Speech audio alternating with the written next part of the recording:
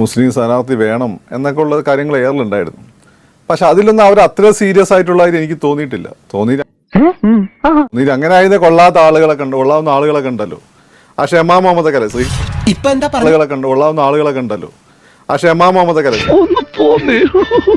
വന്ന് ചാനലിൽ അടികൂടി പോയെങ്കിൽ പോലും ഈ ഷെമ നല്ല രീതിയിൽ കാര്യങ്ങൾ പ്രസന്റ് ചെയ്യുന്ന, ഇംഗ്ലീഷ് ഹിന്ദിയൊക്കെ അറിയുന്ന ഒരു ലേഡിയാണ്. അമ്മാവിനെയൊക്കെ ഇട്ട് വർപ്പിക്കുന്ന ഞാൻ കണ്ടിട്ടുണ്ട് ദേശീയ ചാനൽ. ശ്രീത്തുമായിട്ട് മാത്രമാണ് ഒരു പ്രശ്നം കുറച്ച് പരിക്ക് പറ്റിയിട്ടുള്ളൂ. അപ്പം പിന്നെ അപ്പൊ അവരെ പക്ഷെ സീരിയസ് ആയിട്ട് പറയാനല്ലേ വേണ്ട കണ്ടാത്തോണ്ട അവര് കൊള്ളാവുന്ന എനിക്ക് ഞാൻ അവരെ രാഷ്ട്രീയമായിട്ട് അവരുടെ അഭിപ്രായ വ്യത്യാസങ്ങൾ ഉണ്ടെങ്കിൽ പോലും, രാഷ്ട്രീയമായ അഭിപ്രായ വ്യത്യാസങ്ങൾ ഉണ്ടെങ്കിൽ പോലും ഷെമാ മുഹമ്മദ് അവർക്ക് ദേശീയ തലത്തിൽ വെക്കാൻ പറ്റിയ നല്ലൊരു ഫേസ് ആണ്. ധർമ്മേന്ദ്രയുടെ ചില സമയത്ത് തമാശ കേട്ട ചിരിച്ചിട്ട് കഷത്തിൽ നീര് വീഴും. ഷെമയ്ക്ക് എവിടെയാണ് അവർക്ക് വേറൊരു സീറ്റ് കൊടുക്കാൻ പറ്റുക കേരളത്തിൽ നിന്നല്ലാതെ?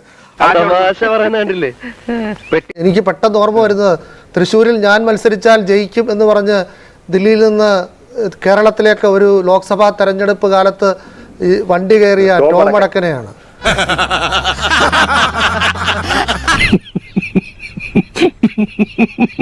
അല്ല, റോൺ വടക്കനും പിന്നെ ഇവര് ക്ഷമയായിട്ടൊന്നും കമ്പയർ ചെയ്യല്ലേ.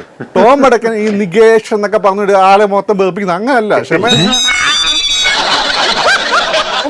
റോൺ വടക്കനും പിന്നെ ഇവര് ക്ഷമയായിട്ടൊന്നും കമ്പയർ ചെയ്യല്ലേ. ടോം വടക്കൻ ഈ നികേഷ് എന്നൊക്കെ പറഞ്ഞിട്ട് ആളെ മൊത്തം ബേർപ്പിക്കുന്നത് അങ്ങനല്ല. അത്രയ്ക്ക് മോശമായ പ്രാണനെ പറ്റി അത്രയ്ക്ക് മോശമല്ല, എന്നാലും വളരെ മോശമായി.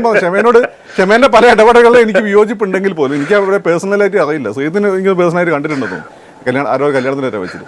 പക്ഷെ എനിക്ക് ഞാൻ അവരുടെ ഡിബേറ്റുകൾ ശ്രദ്ധിക്കാറുണ്ട്. അവർ വളരെ ഷാർപ്പായിട്ട് സംസാരിക്കുന്ന, വളരെ ബോൾഡ് ആയിട്ടുള്ള ലേഡി. അത്തരം